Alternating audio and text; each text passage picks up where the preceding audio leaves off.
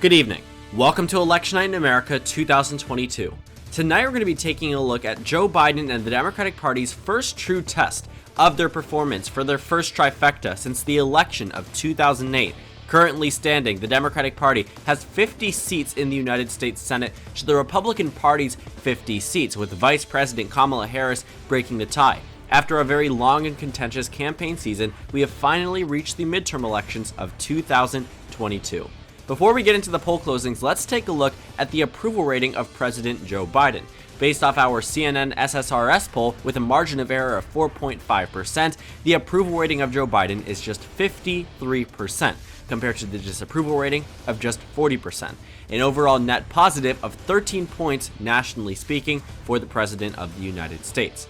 In terms of the national polls and the generic ballot for the Democratic Party, the Democrats begin today with an 8-point lead nationwide. They take a comparable lead to their 2018 and 2020 election performances. However, we have yet to see how this will translate to victories in the United States Senate or potentially some losses. Democrats start out with an 8-point lead. Pollsters estimate that they need a 10-point lead in order to make significant changes in the United States Senate. We will see how that holds throughout the rest of the evening.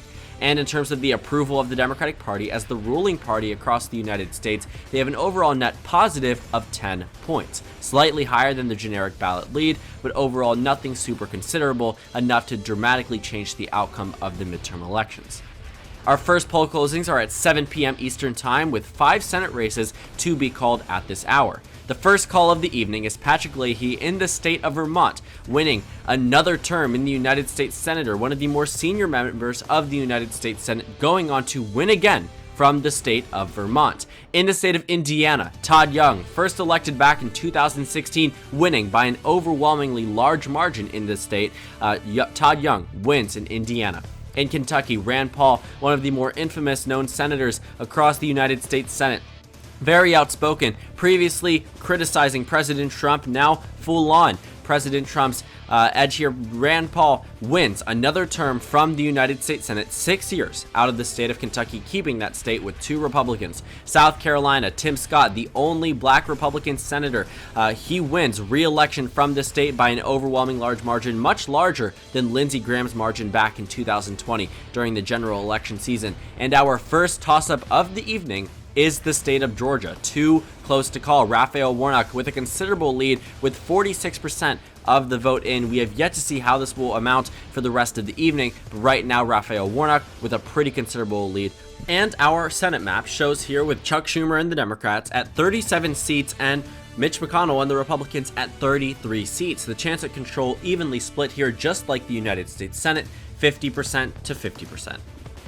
At 7:30 p.m. Eastern Time, we have 2 Senate races from the states of Ohio and North Carolina, both of which are swing races. In the state of North Carolina, Cherry Beasley and Ted Budd neck and neck with 25% of the vote in. Too close to call out of the state of North Carolina. In the state of Ohio, Tim Ryan, Josh Mandel neck and neck, 36% of precincts reporting too close to call. Josh Mandel, in a very similar fashion to President Trump, has been campaigning off more boisterous rallies and campaigning methods. Tim Ryan taking the more centrist Democratic approach, a very similar race between Joe Biden and Donald Trump here just 2 years ago. And in our United States Senate map, the map not changing at all, 37 seats for the Democrats and 33 seats for the Republican Party, with them narrowly taking the advantage in terms of percentage of chance of partisan control. At 8 o'clock p.m. Eastern Time, we have 9 Senate races, 3 of which are deemed to be competitive by our decision desk. The first call at 8 p.m. is Alabama. Mo Brooks wins the open seat in the state of Alabama, a Republican succeeding a Republican. Mo Brooks wins in the state of Alabama. In the state of Missouri, an otherwise normal type of competitive race, but Eric Greeton seems to be winning here by double digits. He wins in the state of Missouri. Initial backlash from the GOP wasn't enough to stop his primary campaign or his primary victory. He goes on to win the general election in a very Republican state. In the state of Oklahoma, James Lankford wins in this state as the incumbent Republican wins re-election. No surprise out of the state of Oklahoma. In the state of Connecticut, Richard Blumenthal wins re-election. 6 years for the Democrat in the Northeast. He wins handedly in the state of Connecticut. In the state of Illinois, an otherwise normally competitive Senate race in the 21st century, Tammy Duckworth overwhelmingly winning here after flipping this state blue back in 2016 against Mark Kirk, the former Republican senator in this exact Senate seat. Tammy Duckworth, someone who's been floated as a presidential hopeful for 2024 and 2028. This wins her another 6-year term in the state of Illinois. And in the state of Maryland, Chris Van Hollen, first elected back in 2016 amongst an open race, wins re-election very handedly in a very solid Democratic state. Now in the state of Florida, it is too close to call between Representative Val Demings, someone who was a hopeful for President Biden's vice presidential ticket back in August of 2020, versus Marco Rubio, the incumbent Republican senator here with nearly 60% of the vote here, 3 points in terms of the difference between Val Demings and Marco Rubio. In the state of New Hampshire, it is too close to call. An exact tie here. Chris Sununu, Maggie Hassan. Chris Sununu, the incumbent Republican governor, very popular in this state, neck and neck with 52% of precincts reported. And in the state of Pennsylvania, a more hotly contested Senate race here, John Fetterman, the incumbent lieutenant governor, defeating currently Sean Parnell, someone who ran for Congress and lost against Connor Lamb, 22% of precincts reporting, too close to call. And on our Senate map, the Democratic Party now expanding to 40 seats and the Republicans up to 36. You can see the chance of control has now flipped back in favor of the Democratic Party, 52% to 48%. At 8:30 p.m. Eastern Time, only one state's polls have closed, and that is the state of Arkansas. John Boozman, the incumbent Republican, wins re-election out of the state of Arkansas. No surprise here, another 6-year term for the Republican. Republicans now at 37 Senate seats. The Democrats remain at 40. At 9 p.m. Eastern Time, we have 9 Senate races that have closed at this hour, 2 of which are deemed competitive, Arizona and the state of Wisconsin. Kansas, Jerry Moran wins in this state. No surprise out of the solid Republican state of Kansas, not competitive at all relative to 2020. In Louisiana, John Kennedy wins in this Senate race, defeats his Democratic opponent as the incumbent Republican, easily wins re-election. In North Dakota, John Hoeven easily wins re-election in this state as well, one of the more Republican states across the United States, a part of the red wall that goes all the way up from Texas up to North Dakota. This Republican wins re-election. And in South Dakota, John Thune, a top Republican in the United States Senate, wins re-election amidst concerns during the primary season that he might not actually run, and was expected by many to drop out right before the primary, ended up staying in the race and won his primary despite some opposition from some more senior members within the GOP. He wins another 6-year term from the state of South Dakota. Now on to the Democrats. Michael Bennet, who ran for president back in 2020, wins re-election. Had an otherwise competitive race back in 2016, not the case this time, called right at poll closing time. Michael Bennet wins in the state of Colorado. And in New York, the Senate Majority Leader Chuck Schumer wins by a larger margin than Biden, what we're seeing right now, wins in the state of New York as the incumbent Democrat, very popular across the state, very popular across the New York state compared to the New York City region. In the state of Arizona, Mark Kelly defeating his Republican opponent. Just 12% of precincts reported, though, a lot of the outstanding vote. Maricopa County has yet to trickle down into our results here. Too close to call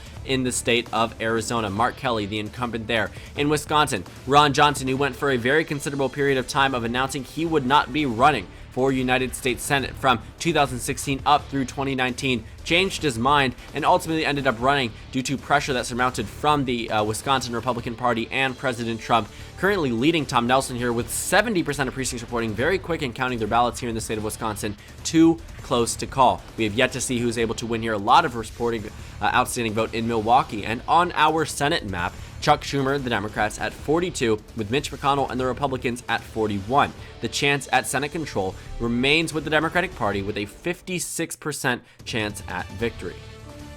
At 10 p.m. Eastern Time, we have 3 Senate races, Utah, Iowa, and Nevada, yet only one of them are competitive. In the state of Iowa, amidst Chuck Grassley's announcement that he will not be running for United States Senator, Pat Grassley, yes, related to Chuck Grassley, wins this election, picks up the state of Iowa. A Grassley replacing a Grassley in the state of Iowa. Easy victory here for Pat Grassley in the state. In Utah, Mike Lee, the incumbent Republican, wins re-election. No surprise, a big supporter of President Trump. He's able to corral that support and win in this state. Very solid, very large Mormon population in this state. Now, in the state of Florida, I don't know why it says Alaska, in the state of Florida, Marco Rubio wins re-election, defeats Val Demings. Was supposed to be very competitive for the Democratic Party. Marco Rubio wins in the state of Florida. I apologize for the error on your screen. But our next characterization is in the state of Nevada. Too close to call. Adam Laxalt, the former Attorney General, served from 2015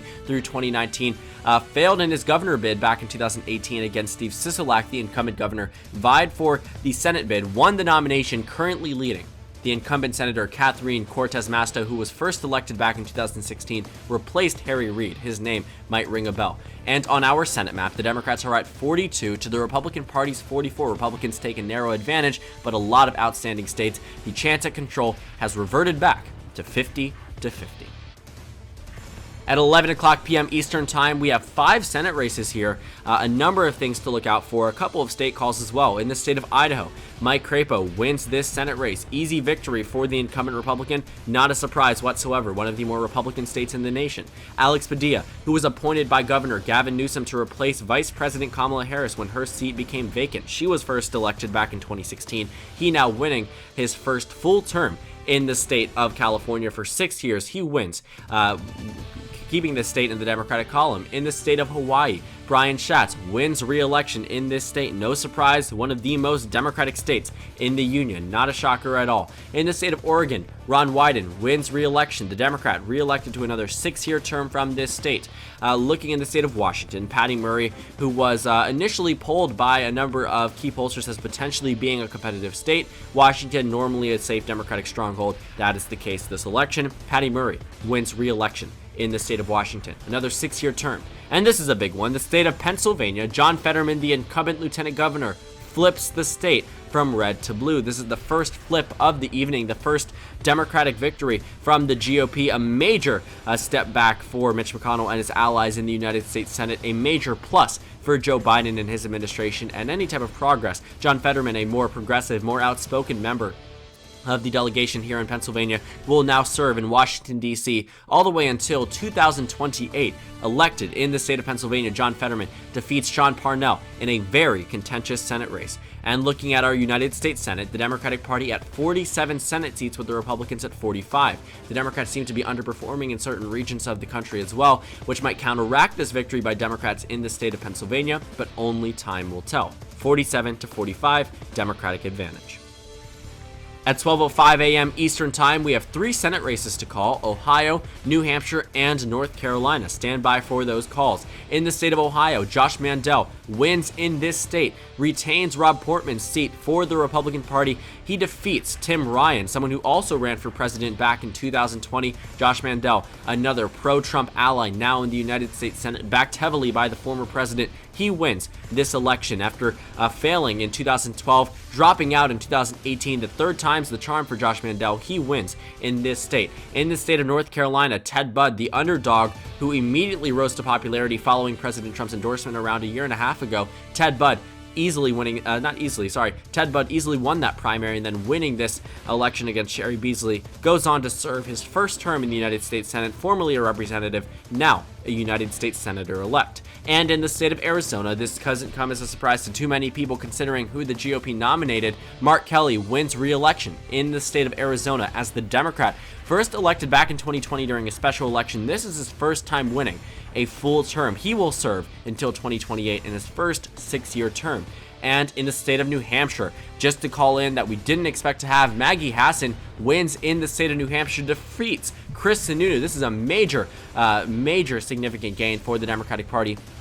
This was largely expected and a foregone conclusion that they would lose this Senate race because of Chris Sununu's popularity. However, due to the fact that he had to go very national and take a number of polarizing opinions in order to appease the more Trump Make America Great Again wing of the Republican Party in the state of New Hampshire, Maggie Hassan really honed in on that. The National Democratic Party funneled a lot of money into this race, and while many pundits expected New Hampshire to go to the Republican Party, Maggie Hassan won, and she will serve for another 6-year term, a very competitive race in a very similar fashion to her 2016 margin of less than half a percentage point, dividing Maggie Hassan and Chris Sununu, yet a Democratic victory regardless. And in terms of our overall Senate map here, you can see the Democrats narrowly up in Georgia, but it looks like that one might be heading into a runoff election with the Democrats at 49 Senate seats and the Republicans at 47. Republicans are up in Wisconsin and Nevada, and we don't know entirely what's going to happen in the state of Alaska yet, but the runoff election might ultimately determine partisan control yet again in the United States Senate. We have to wait and see. Right now, the chance of control split between the Democrats and the Republicans. At 1 a.m. Eastern Time, we have the state of Alaska, which is releasing their first round results in the ranked choice voting. The Secretary of State announced that they will be releasing the round results every 15 minutes after 1 a.m. Eastern Time, so we have to wait and see just a little bit to see what happens. But our first results in the state of Alaska show that right now, Josh Howe, the Alaska Independence Party candidate here, getting just 5% of the vote, will likely be eliminated. It looks like it's going to be a race between Al Gross, Lisa Murkowski, and Kelly Tshibaka. You can see here that 3 out of the 4 will advance towards the second round. We have to wait and see for that in just 15 minutes from now to get an actual result. But the main takeaway, the Alaska Independence Party candidate now taken away. Kelly Tshibaka already at 43% of the vote. Lisa Murkowski at just 32%. We have to see if there's enough of the remaining vote to actually get her enough support to win this Senate race. But for a long time, she has been the victor through a plurality system. We have to wait and see if she will be able to reach that majority by the end of the final rounds. And in the state of Nevada, this is a major revelation. Catherine Cortez Masto wins in the state of Nevada as the incumbent Democrat. A change in favor with an otherwise what was expected to be a loss for the Democrats in Nevada. Catherine Cortez Masto comes back and wins in this state, ultimately putting the Democratic Party at a 50 United States Senate advantage, defeating Mitch McConnell and the Republicans, meaning the Democratic Party has officially won back control of the United States Senate. The Democrats not won back, actually retained control. The Democratic Party in a very positive position here, maintaining control. Joe Biden and his administration will be very happy considering the House losses that they've experienced this evening. The United States Senate, very important for the Democrats, now already at 50 votes, which means if the Republicans win the remaining races, Vice President Kamala Harris can still break that tie and the Democratic Party will remain in the advantage. Here is our Senate map at this hour. Currently speaking, you can see here that Chuck Schumer and the Democrats are at 50 seats in the United States Senate. The Republicans at 47 with 3 outstanding races: Georgia, Wisconsin, and Alaska. It does not come down to a runoff like it did back in 2020 and 2021, but rather decided decisively through Catherine Cortez Masto's victory in the state of Nevada, winning another 6-year term in that state, her second term in the United States Senate. At 1:15 a.m. Eastern Time, we have a call from Wisconsin and a call from Alaska and the state of Georgia. 3 Senate races here. In the state of Wisconsin, this is also a big one. Tom Nelson defeats the incumbent Republican Ron Johnson, who fell out of favor from the statewide voters in the state of Wisconsin as a result of his pro-Trump experiences in campaigning through the United States Senate. Was very vocal about not running for re-election had he won a second term back in 2016. Walked back on that promise, ran for United States Senate. Not many voters viewed that as the most important issue, but considering Tom Nelson's margin of just 0.6%, I'm sure every vote matters towards Ron Johnson. However, it wasn't enough to put him over the top. Tom Nelson wins in the state of Wisconsin, his first term as a United States Senator, defeating Ron Johnson in this very hotly contentious Senate race. And in the state of Alaska, the Secretary of State has officially released the second round of results. Kelly Tshibaka at 47.6% of the vote, Lisa Murkowski at 32.1%. A lot of that Alaska Independence Party went to Kelly Tshibaka, went to the more conservative member, Dr. Al Gross, at 20.3%. Not enough to make it on to the second round. It looks like it's going to come down to a final round between Kelly Tshibaka and Lisa Murkowski. And in the state of Georgia, we have news now that we will be seeing this race advance to a runoff election between Herschel Walker, a very famous football player from the state of Georgia, and Raphael Warnock, the incumbent Democrat who was first elected against Kelly Loeffler back in 2021. It will advance to a runoff election because of the Georgia voting law that was implemented in early 2021. The Georgia runoff election will occur a lot quicker than it did back in 2021. Will be expected to be held around the first or second Tuesday in the month of December 2022, advancing to a runoff here. 49.6% of the vote for Raphael Warnock, 48.9% for Herschel Walker, a very close race, very reminiscent of the 2020 Senate race here. And on our Senate map, you can see here that the Democratic Party has 51 Senate seats, an effective net gain of 1 through the pickups in the states of Wisconsin and Pennsylvania. The Republicans at 47 currently. Still have to wait from the state of Alaska to get their final determination here, but it looks as if it's going to be pretty close between the two candidates. We're getting initial results here, and let's look at the final results. 1:30 a.m. Eastern Time, the Secretary of State has released the state of Alaska's final round results, and here they are.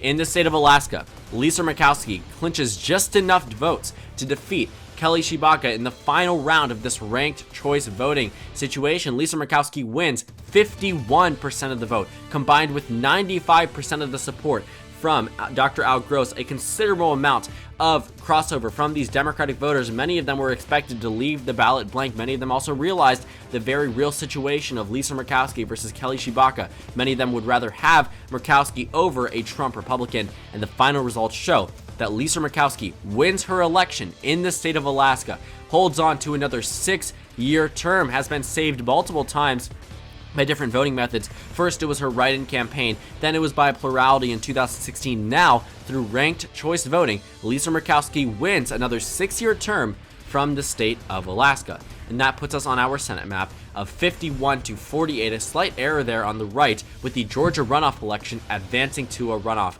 The Georgia Senate election advancing to a runoff doesn't entirely determine Senate control, but the Democratic Party would like to have that seat in the state of Georgia. It would allow them to have 2 Democrats at least until 2026. And we now have a call on December 6th, 2022, the runoff date. We have enough data from the state of Georgia to make a characterization in this state. And Raphael Warnock wins in the state of Georgia as the incumbent Democratic senator defeats Herschel Walker in a very contentious Senate race. President Trump visited this state in the past month, campaigned vigorously for the Republicans, ultimately ended up short in a very similar fashion to 2021. The Democratic Party maintaining 2 Democratic senators from the state of Georgia at least until 2026. And our final Senate map puts the Democrats at 52 Senate seats to the Republican Party's 48. They pick up 2 seats in Wisconsin and Pennsylvania, the GOP picking up 0 from the Democratic Party. A very good result for the Democrats that were throttled in many ways by Joe Manchin and Kyrsten Sinema. A very good look for Chuck Schumer in his first time as Majority Leader in the United States Senate. So thank you guys so much for watching this video. Make sure to comment down suggestions below. I know this video was slightly choppy, a little bit different than what you're used to. If you're new to my channel, you might not have experienced election nights before. I typically do these maybe once every month or two. I'm going to try to do these a little bit more often. This is my first time doing them in probably a few months now, so cut me some slack in case there were a couple of issues. I noticed them as well. I do apologize for that. I did try to make this very perfect, but there were a few things that slid through the cracks. Again, thank you guys so much for watching. Let me know what type of election that you want to see next, and I will see you all tomorrow.